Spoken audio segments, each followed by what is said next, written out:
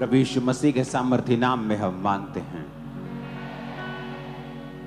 अय्यूब 42 उसकी 10 आयत को अपनी स्क्रीन के ऊपर आप देखेंगे। अपनी बाइबल को उठाओ जरा अपने हाथों में, मैं देखना चाहता हूं कितनों के पास है। ओ, सुधर गई है चर्च। हाँ, कॉन्ग्रेचुलेशन। जिनके पास नहीं है वो लेके आएंगे।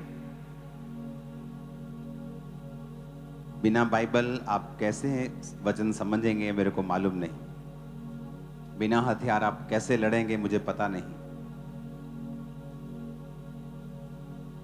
अय्यूब 42 उसकी 10 आयत में लिखा है। मैं 1 2 3 बोलूंगा, आप सब लोग पढ़ेंगे।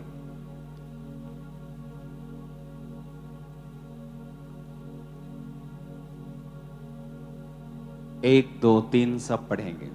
जब अय्यूब ने अपने मित्रों के लिए प्रार्थना की, तब यहोवा ने उसका सारा दुख दूर किया और जितना अय्यूब के पास पहले था उसका दुगना यहोवा ने उसे दे दिया। When Lord turned the captivity of Job, and restored his fortunes. हम प्रार्थना करते हैं कभी परमेश्वर तू कब बदलेगा,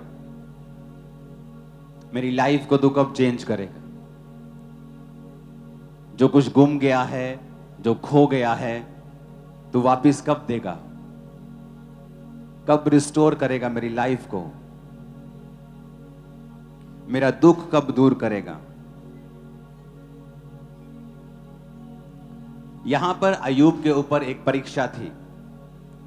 गहरी स्टडी कहती है कि वो परीक्षा सिर्फ परमेश्वर के कारण ही नहीं थी, वो अय्यूब के अपने शब्दों के और अपने डर के कारण थी।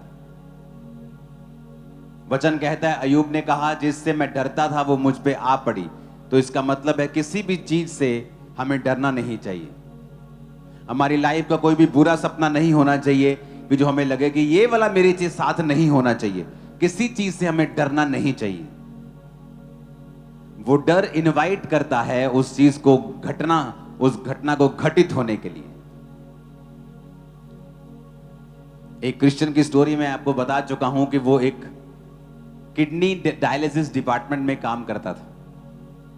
तो जब पेशेंट्स आते थे, किडनी डायलिसिस वहां होता था, तो उससे पेशेंट्स की हालत देख नहीं होती थी। तो वो अपने मन ही मन में कहता था कि यार कुछ भी हो जाए, मुझको कभी ये वाला रोग ना हो, मुझे कभी ये वाला रोग ना हो। और वही रोग उसे एक दिन हुआ और वो भी डायलिसिस उसका होने लगा। पर परमेश्वर ने उसको जीवन दिया, आज वो जीवित है। उसकी किडनी ट्रांसप्लांट हुआ, वो ठीक हो गया, वो बात अलग है। लेकिन आप देखो, जब आप किसी चीज से डरते हो तो शैतान वही चीज को आपके जीवन में घटाने की कोशिश करता है। तो आज हम उस विषय पे नहीं जाएंगे, लेकिन आपको यह मालूम हो कि अय्यूब की परीक्षा सिर्फ परमेश्वर के ऊपर निर्भर नहीं थी। अय्यूब की परीक्षा का कारण अय्यूब ने खुद कहा कि जिस बात से मैं डरता था वो मुझ पे आ पड़ी।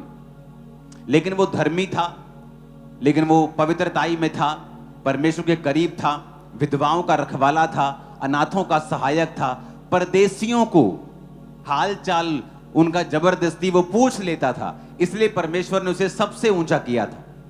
लिखा पूर्वी देशों में वो सबसे बड़ा था। सबसे ज्यादा ऊंट, बैल, घोड़े, बकरे, सबसे ज्यादा भेड़ें उसके पास थी। सबसे ज्यादा पवित्रताई में भी वही था। और बाइबल कहती है कि धन परमेश्वर की आशीष से मिलता है और वो उसके साथ दुख नहीं मिलाता। तो परमेश्वर ने उसको धन भी दिया था, उसको आशीषित भी किया था। लेकिन कुछ कमी जो अय्यूब की लाइफ में थी और कुछ परमेश्वर की मर्जी, दोनों इकट्ठी हो गई और अय्यूब के लाइफ के ऊपर परीक्षा आई। जब उसका सब कुछ चला गया, अंत में बीमार हो गया और ठीकरा लेकर अपने फोड़ों के ऊपर वो खुजलाने लगा और उसके 3 दोस्त उसके पास आए। जब 3 दोस्त उसके पास आए तो 7 दिन तक कोई बात नहीं की। 7 दिन वो भी साइलेंट है, उसके दोस्त भी साइलेंट हैं। और साइलेंट इसलिए थे क्योंकि वो जताना चाहते थे कि तेरा जो दुख है हमें भी बहुत दुख लगा है। लेकिन उसके दोस्त जब बात करने लगे अय्यूब से और कहने लगे कि तूने कुछ ना कुछ तो पाप किया होगा, तूने कुछ ना कुछ तो गलती की होगी, ऐसे ही परमेश्वर का दुख तेरे ऊपर नहीं आया। सर्वशक्तिमान कभी गलती नहीं करता। ऐसा इतना बड़ा भयानक दुख तेरे पे आया है, तूने पक्का घमंड किया होगा, तूने पक्का कोई मुश्किल की होगी, तूने पक्का कोई गलत काम किया होगा, क्योंकि सर्वशक्तिमान तो न्याय करने वाला परमेश्वर है, वो अन्यायी नहीं है। तो पक्का तूने कुछ किया है। और लेकिन अय्यूब अपनी बात पे खड़ा रहा कि मेरी कोई गलती नहीं है, मेरा कोई अपराध नहीं है, मेरा कोई पाप नहीं है। और वो लगातार अपने आप को कोसता रहा और लगातार अपने जन्मदिन को कोसता रहा और अपने मृत्यु की आस लगाता रहा और अपने दोस्तों को बोलता रहा और अपने आप को डिफेंड करता रहा। एंड में परमेश्वर आते हैं और दोनों के बीच में बीच बचाव करते हैं और परमेश्वर कहते हैं, क्योंकि एक चौथा व्यक्ति भी आता है जो उन चारों को गलत ठहराता है, उसके बाद परमेश्वर की एंट्री होती है और परमेश्वर कहते हैं तेरे 3 दोस्त भी गलत हैं, क्योंकि इन 3 दोस्तों ने तुझे परखने में गलती की है। तेरी लाइफ में कोई ऐसा भयानक पाप नहीं था कि तेरी जिंदगी में इतनी बड़ी मुसीबत आई। अब तेरे दोस्त जो हैं इन्होंने तुझे गलत जज किया है, लेकिन तूने भी मुझे गलत जज किया है अय्यूब, तूने भी मुझे गलत जज किया है। तूने भी समझा नहीं कि ये परीक्षा तेरे ऊपर क्यों आई है और तू अपने जन्मदिन को धिक्कार रहा है और मुझे कोस रहा है। तो परमेश्वर ने उन तीनों को भी गलत ठहराया, परमेश्वर ने अय्यूब को भी गलत ठहराया। जब ये सारा कुछ हो गया, ये घटनाक्रम सब कुछ हो गए, बीत गए, तो परमेश्वर ने अय्यूब से कहा कि अपने मित्रों के लिए प्रार्थना कर। जब तू अपने मित्रों के लिए प्रार्थना करेगा तो मैं जो तेरा है तुझे लौटा दूंगा। सब बोलो हालेलुया। अब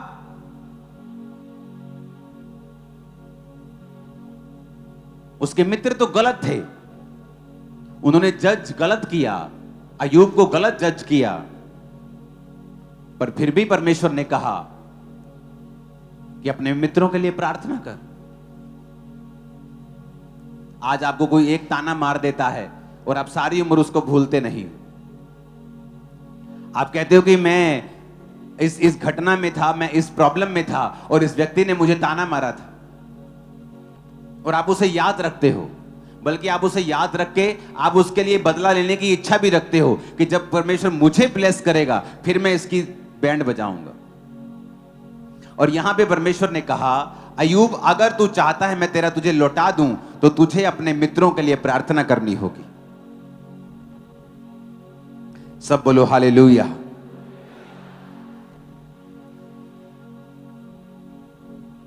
तुझे अपने मित्रों के लिए प्रार्थना करनी होगी। और वचन कहता है अय्यूब ने जब अपने मित्रों के लिए प्रार्थना की, यहोवा ने उसका सारा दुख दूर कर दिया। सारा दुख। उसके मित्र भी श्राप के भागी नहीं हुए, क्योंकि जब आप किसी के लिए प्रार्थना करते हैं जिन्होंने आपको दुख पहुंचाया हो, जब आप उनके लिए आशीष के लिए प्रार्थना करनी शुरू करते हैं तो ऑटोमेटिकली आप उन्हें माफ कर देते हैं। जब एक गंदा बर्तन हो और आप अगर फैसला कर लें कि आप उसमें खाना चाहते हैं कुछ, तो ऑटोमेटिकली आप उसे साफ करेंगे पहले, और जब आप उसे साफ करेंगे तो फिर ही आप उसमें खाएंगे। तो जब आप ऑटोमेटिकली ये फैसला कर लेते हैं अपने दूसरे लोगों के लिए प्रार्थना करने का, चाहे उन्होंने आपके लिए दुख दिया हो, चाहे वो परमेश्वर का दास हो, चाहे वो आपकी फैमिली हो, चाहे कोई दुख देने वाला हो, चाहे वो आपके अगुवे हो, चाहे वो कोई भी जन हो, जब आप प्रार्थना करना शुरू करते हैं तो वचन कहता है कि परमेश्वर आपको आशीष देना शुरू करता है।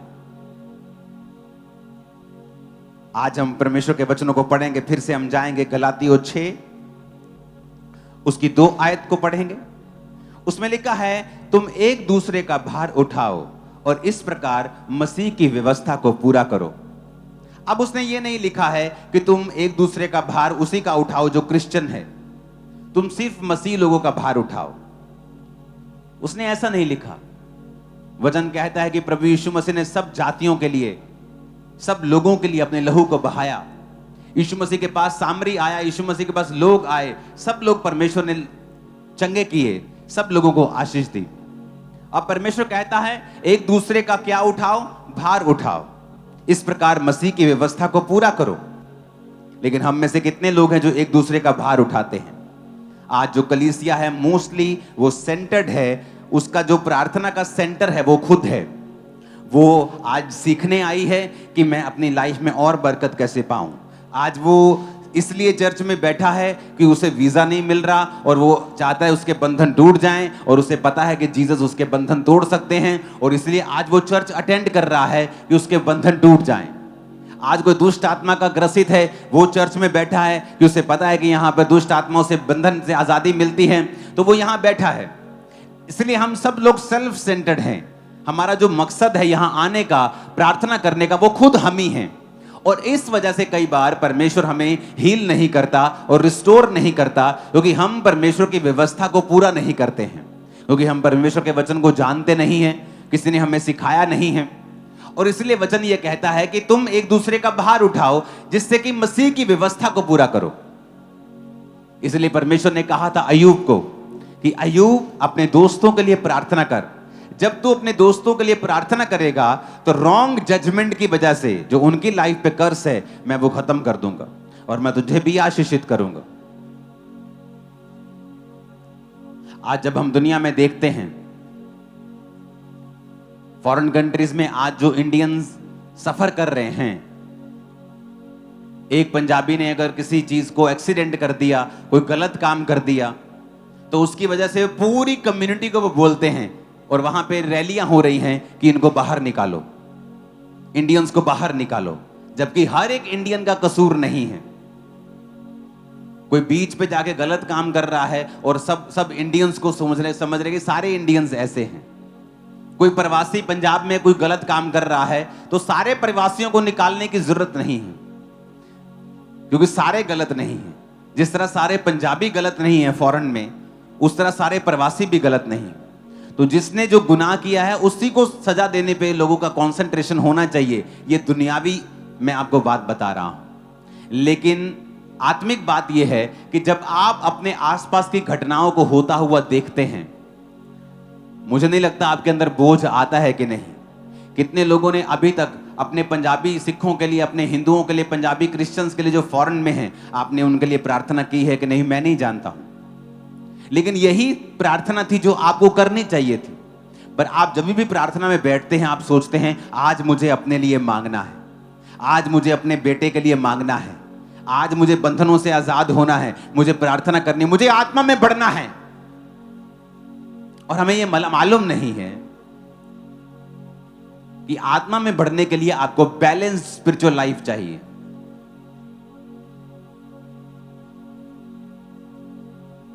जब आप शरीर में देखते हैं कि आपके लिए कुछ खाना कोई अच्छा है, आपके लिए एग्स अच्छे हैं, तो आप सारा दिन एग्स पे नहीं निकाल सकते।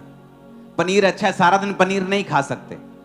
आपको बैलेंस खाना पड़ता है आपकी बॉडी को हेल्थी रखने के लिए। वैसे स्पिरिचुअल लाइफ है, आपको आत्मा में बढ़ना है, तो इसका मतलब यह नहीं कि आप अपने लिए ही प्रार्थना करते रहोगे 24 घंटे तो आप आत्मा में बढ़ जाओगे। आप ऐसे नहीं बढ़ोगे। वचन कहता है एक दूसरे का भार उठाओ। तो कितने लोगों ने आप में से प्रार्थना की अपने पंजाबी भाइयों के लिए, अपने इंडियंस के लिए? पिछले 6 महीनों में जितनी इंडियंस के खिलाफ वीडियोस बनी है, जितनी वैल्यू डाउन हुई है, रीजन क्या? किसी ने गलती की, सफाई नहीं रखी, सिविक सेंस नहीं रखी, तो वो सारा खमियाजा इंडियंस को भुगतना पड़ा। और भी कई कारण हैं जिन्हें मैं बोलना नहीं चाहता हूं, लेकिन आपने उनके लिए प्रार्थना की कि नहीं की? आपने प्रार्थना की प्रवासियों के लिए जो पंजाब में आज जिनको डर लग रहा है क्योंकि किसी ने गलती की, सभी को सजा मिलनी चाहिए क्या? तो एक पंजाबी ने गलती की, सब पंजाबी को सजा मिलनी चाहिए क्या? नहीं, हमें प्रार्थना करनी होगी उन लोगों के लिए। 2016 से 14 से 15 से मैं आपको एक बात बता रहा था कि इतना माहौल खराब होगा, आप देखते रह जाओगे। अंधेरा आएगा, अंधेरे वाले दिन आएंगे। लोग बोलते इससे ज्यादा बुरा क्या हो सकता है। कोविड के टाइम मैंने कहा और अंधेरा होगा, अब लोग बोलते हैं इससे बुरा क्या हो सकता है। मैं आपको फिर कह रहा हूं, अभी और अंधेरा होगा। आप देखोगे फॉरेन के कंट्रीज के ऊपर शरेआम लोगों को मारते हुए, अच्छे लोगों को मारते हुए, क्योंकि वो उनकी कास्ट के नहीं है, क्योंकि वो उनके रंग के नहीं है, क्योंकि वो उनके देश के नहीं है। किल करते हुए आप देखोगे। कौम कौम के ऊपर चढ़ाई करेगी, राज्य राज्य के ऊपर चढ़ाई करेगा, यह वचन में लिखा हुआ है। और अब क्या होगा मैं आपको बता रहा हूं। अगर आप देखेंगे इस साल के शुरू होने से पहले परमेश्वर ने मुझे सपना दिया था कि एम्बेरसमेंट का सामना कर रहे हैं इंडियंस, और तब कोई प्रॉब्लम नहीं हुई थी, तब तक सब सही चल रहा था। अगर आप देखेंगे उस प्रोफेसी को 31 नाइट की, आपको मालूम हो जाएगा कि परमेश्वर ने पहले से बता दिया था कि क्या होने वाला है। तारीफ करो खुदाबंद, वो बात कर रहा है हमसे। आमीन। तो हमें क्या, एक दूसरे के लिए हमने प्रार्थना की क्या, कि जब हम प्रार्थना करने के लिए बैठे, सुबह आप 1 घंटा अपने लिए पर्सनल प्रार्थना करो, अपने लिए मांगो, अपने बच्चों के लिए मांगो, अपनी स्पिरिचुअल लाइफ के लिए मांगो। फिर दिन का एक समय ऐसा रखना चाहिए जहां पर आपको दूसरों के लिए प्रार्थना करनी। वो आपको जानते हो जरूरी नहीं है, वो हमारे पंजाबी हो सकते हैं फॉरेन में, वो हमारे इंडियंस हो सकते हैं फॉरेन में, वो हमारे क्रिश्चियन भाई हो सकते हैं छत्तीसगढ़ में, राजस्थान में, मध्य प्रदेश में, जो परसिक्यूशन का सामना कर रहे हैं। परमेश्वर का दास है जो आपके लिए वचन दे रहा है और लीड कर रहा है, और हर एक तरह की जो मुश्किलें हैं उनका वो सामना कर रहा है। आपकी चर्च की टीम, आने वाले मीटिंग्स, क्रूसेड्स, सभाएं, सुसमाचार का काम हो, कितने विषय हैं आप लोगों के लिए प्रार्थना करने के लिए। क्योंकि अगर हम सेंटर रहेंगे, अपने लिए प्रार्थना करेंगे, करते जाएंगे, अपने बेटे के लिए 6 घंटे प्रार्थना करते जाएंगे, तो कभी भी वो बैलेंस प्रार्थना नहीं है। और जो चीज बैलेंस में नहीं होगी, आपकी लाइफ में कभी रिजल्ट को नहीं लेके आएगी। वचन में लिखा है, एक दूसरे का भार उठाओ। इफिसियां 6 उसकी 18 आयत में पढ़ेंगे, हर समय हर प्रकार से आत्मा में प्रार्थना और विनती करते रहो, इसलिए जागते रहो कि पवित्र लोगों के लिए लगातार विनती किया करो। अब यहां पर क्रिश्चियन लोगों के लिए प्रार्थना करने का स्पेशल आपको बोला गया है। पवित्र लोग किन्हें कहा गया है? जो मसीह में हैं। कि जब तुम प्रार्थना करने के लिए बैठते हो तो प्रार्थना और विनती करो, और पवित्र लोगों के लिए प्रार्थना करो। पहला तीमुथियुस 2 उसकी 1 आयत में लिखा है, मैं सबसे पहले आग्रह करता हूं कि विनती, प्रार्थना और निवेदन और धन्यवाद सब मनुष्यों के लिए किए जाएं। सब मनुष्यों के लिए। आपकी लाइफ में क्या हो रहा है, आपके मोहल्ले में क्या हो रहा है, आपके स्टेट में क्या हो रहा है। लोग बोलते थे इनको प्रार्थना करनी चाहिए, ये प्रार्थना करके बारिश को रोक नहीं सकते। जिस दिन वीरवार को चर्च में प्रार्थना के लिए बारिश हुई थी, प्रार्थना हुई थी, तब से बारिश नहीं हुई है। और जब मैंने ये पढ़ा कि वहां पे आ रहा था कि सितंबर विल बी द वेटिएस्ट मंथ, कि सितंबर सबसे गीला महीना होने वाला है। मैंने कहा परमेश्वर, सितंबर से पहले ही लोगों को तूने इतना गीला कर दिया, और गीला होगा तो मुश्किल हो जाएगा।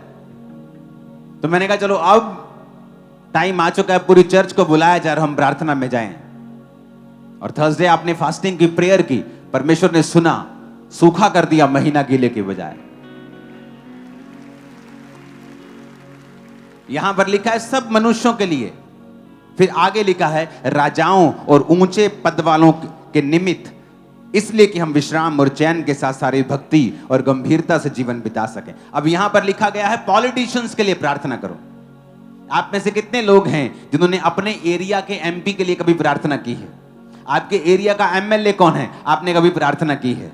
आप हमेशा नुकसान ये हो गया मेरा, आप कमियां निकालते हम लोग, हाँ, लेकिन हम कभी प्रार्थना नहीं करते कि परमेश्वर हमारे एरिया के एमपी पर अपना अधिकार कर, वो हमारे एरिया की बेहतरी के लिए कार्य करे, उसको बोझ दे, उसका दिल और दिमाग बोझ से भर जाए, वफादारी वाला जीवन दे, करप्शन लेस लाइफ तो उनको दे। अपने प्रधानमंत्री के लिए, अपने मुख्यमंत्री के लिए, मंत्रियों के लिए। कितने लोग हैं जो रोज प्रार्थना करते हैं? वचन कहता है कि रोज प्रार्थना करनी है राजाओं के लिए और ऊंचे पद वालों के लिए। हालेलुया। आज जब हमारी लाइफ सेल्फ सेंटर्ड है, सिर्फ अपने लिए हम प्रार्थना करते हैं, अपने ही बच्चों के लिए, अपने बिजनेस के लिए, अपनी स्पिरिचुअल लाइफ के लिए, तो वो एक सेल्फिशनेस का एक रूप धारण कर लेती है। और जब हम सेल्फिश होकर प्रार्थना करते हैं तो परमेश्वर हमें चंगा नहीं करता। फिर से पढ़ेंगे अय्यूब की आयत को। अय्यूब ने अपने मित्रों के लिए प्रार्थना की। अय्यूब 42 उसकी 10, मैं 3 गिनूंगा, आप हम इकट्ठे पढ़ेंगे, आपको समझ आएगा। 1 2 3। जब अय्यूब ने अपने मित्र के लिए प्रार्थना की, तब यहोवा ने उसका सारा दुख दूर किया, और जितना अय्यूब के पास पहले था उसका दुगना यहोवा ने उसे दे तारीफ दिया। करो जोर से।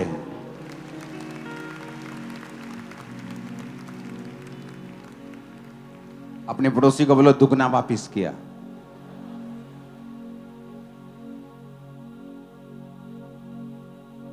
फिर से बोलो अपने पड़ोसी को दुगना वापिस किया।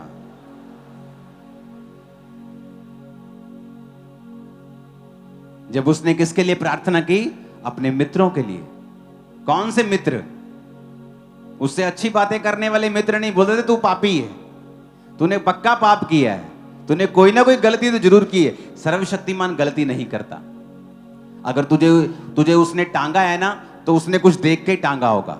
अगर तेरी उसने ऐसी तैसी की है ना, तो जरूर तूने कोई ब्लंडर किया है। ऐसे तो उसने नहीं तेरा किया काम। ऐसे तेरे परिवार में इतनी बड़ी मुसीबत कैसे आ सकती है? तेरा शरीर इतना बीमार क्यों है? पक्का तूने पाप किया है।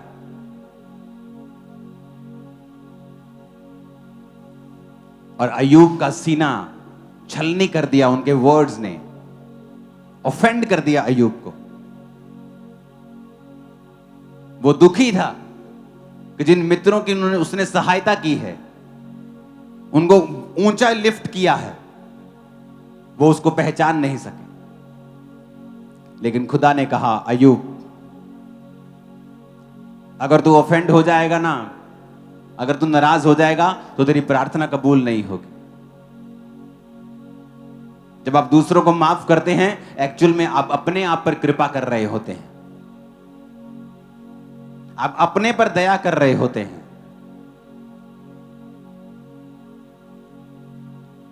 बहुत बुरी बातें अय्यूब के दोस्तों ने अय्यूब को बोली थी, बहुत ही बुरी, बहुत ही बुरी।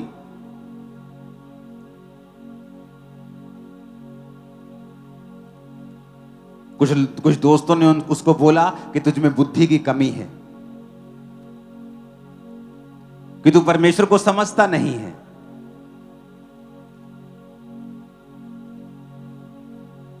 उसे पाखंडी कहा, उसे गधे से कंपेयर किया। जिस व्यक्ति की बुद्धि से आशीष पाई हो, जब उस पर परीक्षा आई तो उसको कंपेयर करने लगे। उसको ये बोलने लगे कि तुझे वचन पे चलना चाहिए, अगर तू वचन पे चलेगा तो परमेश्वर तुझे ब्लेस कर देगा। और उसको लगातार तसीहत देते रहे, उसको घमंडी कहते रहे, उसको अधर्मी कहते रहे।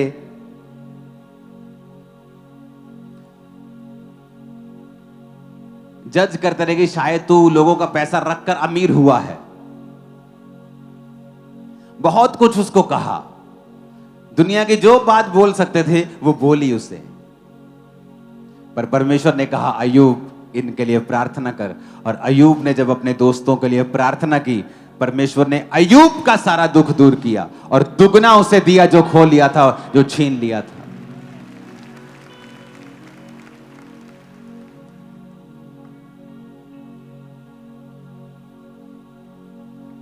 किसी दोस्त ने उसको कहा, तू अपनी अनमोल वस्तुओं से बहुत प्यार करता है, तू हीरे से, चांदी से, जो तेरे पास अनमोल अनमोल तेरा सिस्टम बना हुआ है, तू उससे बहुत प्यार करता है, तू प्रभु से ज्यादा प्यार कर।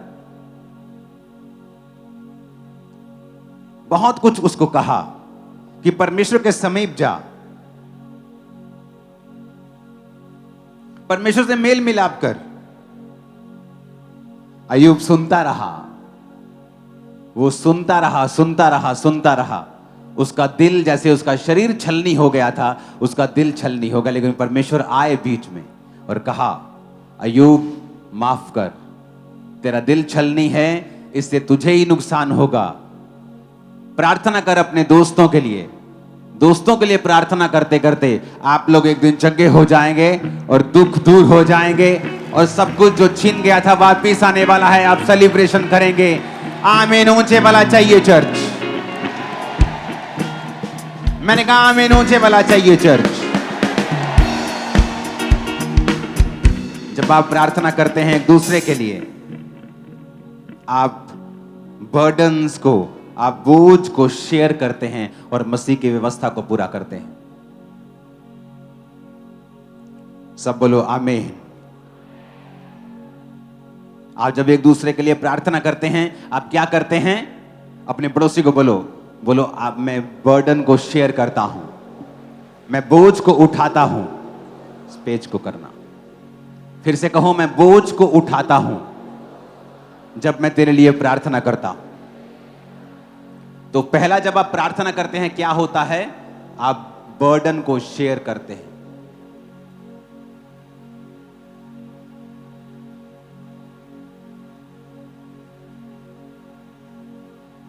अपने पड़ोसी को बोलो, दूसरे के बोझ को शेयर कर। दूसरा, जब आप प्रार्थना करते हैं, आप अपनी हीलिंग को प्रमोट करते हैं। इसको थोड़ा बारीक करो, किसने इतना मोटा किया है इसको?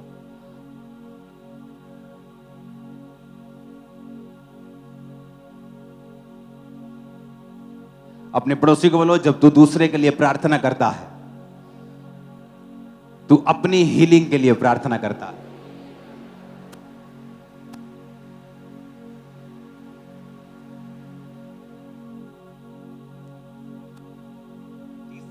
तीसरा है यूनिटी। जब तू एक दूसरे के लिए प्रार्थना करता है, तू एकता में बंधता है। सब बोलो आमीन। ऊंची आवाज में कहो आमीन। चौथा,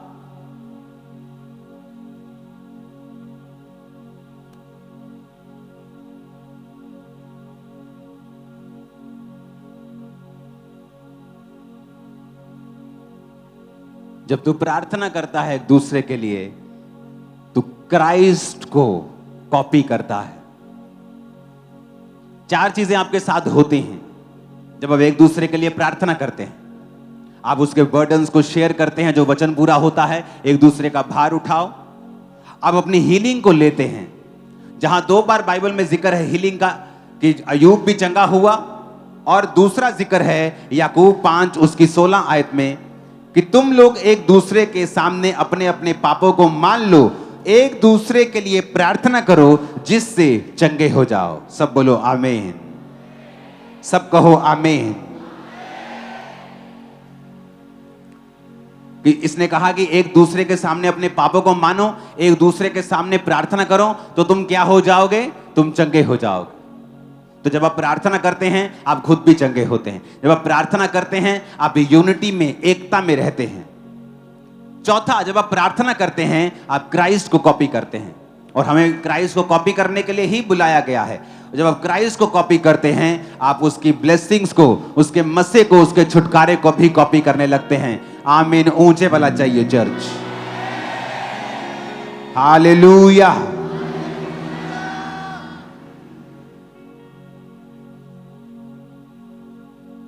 अपने हाथों को उठाओ इन चारों पॉइंट्स के लिए और कहो खुदा से कि परमेश्वर, मैं बर्डन्स को शेयर करूं ताकि मेरी हीलिंग हो, मैं एकता में रहूं और क्राइस्ट को इमिटेट करूं, उसकी कॉपी करूं। ऊंची आवाज में प्रार्थना करेंगे फिर से।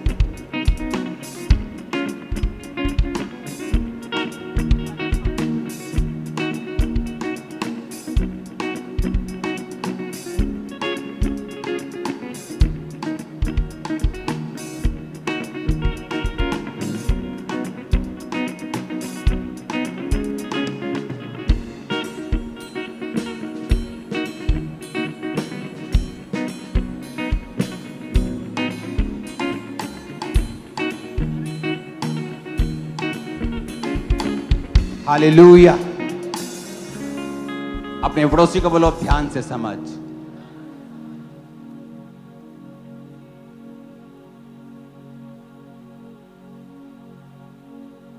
अपने पड़ोसी को बोलो प्रे सिंसियरली।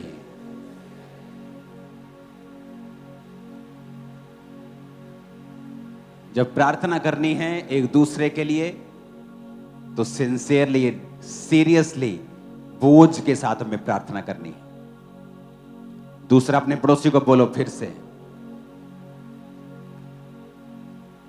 उसको बोलो जब प्रार्थना करनी है तो वचन कहता है कि थैंक्स गिविंग के साथ करनी है। अपने पड़ोसी को बोलो, फिर से प्रार्थना करनी है तो धन्यवाद के साथ करनी है। तीसरा है प्रे इन द स्पिरिट, कि जब प्रार्थना करनी है तो आत्मा में होकर, गैर भाषाओं में होकर प्रार्थना करनी है।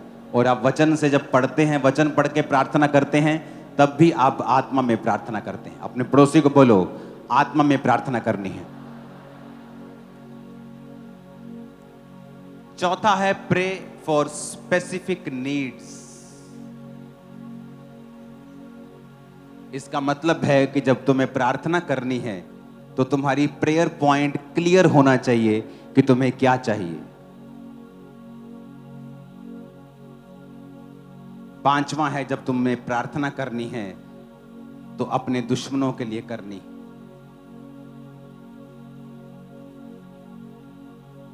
सब पॉइंट्स को नोट करो कि जब प्रार्थना करनी है, सिंसियरली करनी है, आत्मा में करनी है, थैंक्स गिविंग के साथ करनी है, स्पेसिफिक यानी जो चाहिए क्लियर परमेश्वर को बताना है, और अपने दुश्मनों के लिए प्रार्थना करनी है।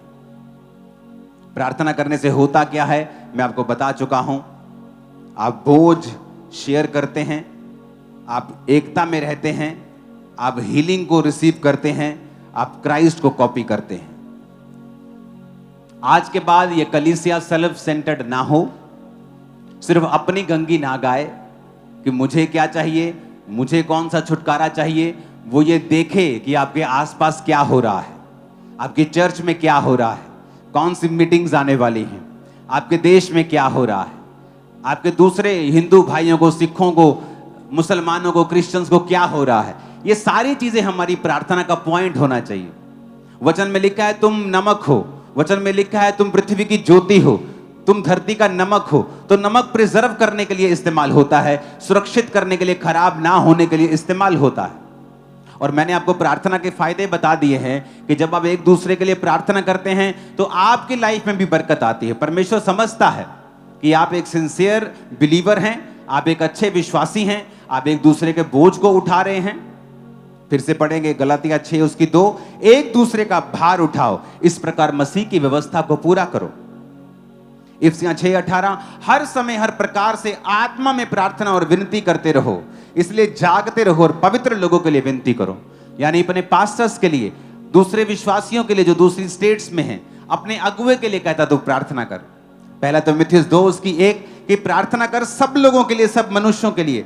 और पहला तिमुथियुस 2:2 राजाओं और ऊंचे पद वालों के लिए, यानी पॉलिटिशियंस के लिए, अपने मोहल्ले के प्रधानों के लिए कहता तो प्रार्थना कर। देखो कितना बड़ा जिम्मेवारी है आप लोगों के ऊपर, कितनी बड़ी जिम्मेवारी है आप लोगों के ऊपर, कितनी बड़ी परमेश्वर आपको जिम्मेवारी दे रहा है कि तुझे प्रार्थना करने की जिम्मेवारी दी गई है। बाद में ये बोलने के लिए कि मेरे फलाने प्रधान ने कुछ नहीं किया, मेरे देश में कुछ नहीं हो रहा, तुम्हें कहता प्रार्थना करनी है ऊंचे पद वालों के लिए, राजाओं के लिए, प्रधानमंत्रियों के लिए, मुख्यमंत्रियों के लिए, एमएलएस के लिए, एमपीस के लिए प्रार्थना करनी है, पवित्र लोगों के लिए प्रार्थना करती हैं, अपने एनिमीज के लिए प्रार्थना करनी है, थैंक्स गिविंग के साथ प्रार्थना करनी है, अपने लिए, अपने परिवार के लिए, अपने बच्चों के लिए, सब चीजों के लिए तुम्हें प्रार्थना करनी है। इसलिए मैंने कहा स्पेसिफिक प्रार्थना करनी है। प्रभु सबको आशीषित कर नहीं, आपको स्पेसिफिक अपने एरिया के एमएलए के लिए, अपने प्रधानमंत्री, स्पेसिफिक प्रार्थना, प्रभु मुझे आशीषित कर, मुझे हीलिंग के वरदान के साथ सच बताना है, स्पेसिफिक क्लियरली प्रभु को कि आपको क्या चाहिए। ऊंची आवाज में कहो हालेलुया। और ये वर्ष हमारे लिए काफी है। अय्यूब 42 उसकी 10 आयत को फिर से पढ़ेंगे, 1 2 3 सब लोग जब अय्यूब फिर से पढ़ेंगे, 1 2 3। जब अय्यूब ने अपने मित्रों के लिए प्रार्थना की, तब यहोवा ने उसका सारा दुख दूर किया, और जितना अय्यूब के पास पहले था उसका दुगना यहोवा ने उसे दे दिया। आमीन। ऊंची आवाज में आमीन बोलो, ऊंचा।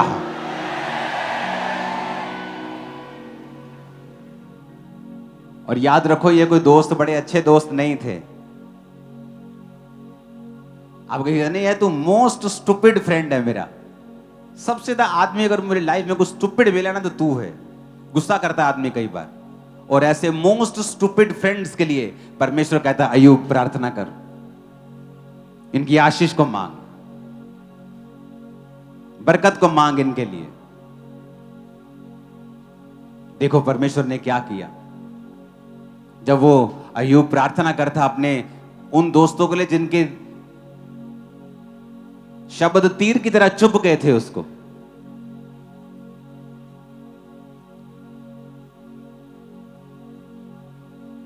हालेलुया।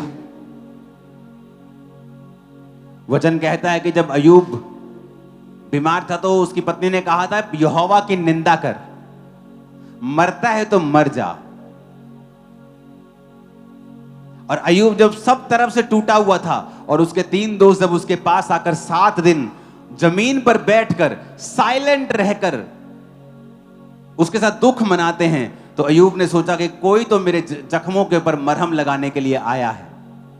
पर जब वो बोले तो उनके जो शब्द थे वो पहले से भी बुरा था जो अय्यूब के साथ हुआ। कहते हैं ना, परीक्षा का आखिरी पार्ट मुश्किल लगता है लोगों को, वो वैसा ही हाल था। वो शरीर पर घाव तो थे, पर आत्मा के और दिल पर जो घाव थे वो कहीं अधिक थे। परमेश्वर आए और कहा अय्यूब प्रार्थना कर अपने दोस्तों के लिए। याद करो आपको किन लोगों ने दुख पहुंचाया है, किन लोगों ने आपके लिए सबसे बुरी बातें कही हैं, किन लोगों ने आपको सबसे ज्यादा डिसअपॉइंट किया है। उन लोगों के लिए आज हमें प्रार्थना करनी है कि परमेश्वर उन्हें ब्लेस करे और वो आपके दुखों को दूर करके जो कुछ आपका छीना गया था आपको दुगना वापिस करके आपको फिर से ऊंचा करने वाला है। आमीन। वो आपका पॉलिटिकल एनिमी हो सकता है, वो पास्टर हो सकता है, विश्वासी हो सकता है, आपका रिश्तेदार हो सकता है, अन्य जाति हो सकता है। अपने हाथों को उठाएंगे सब जन,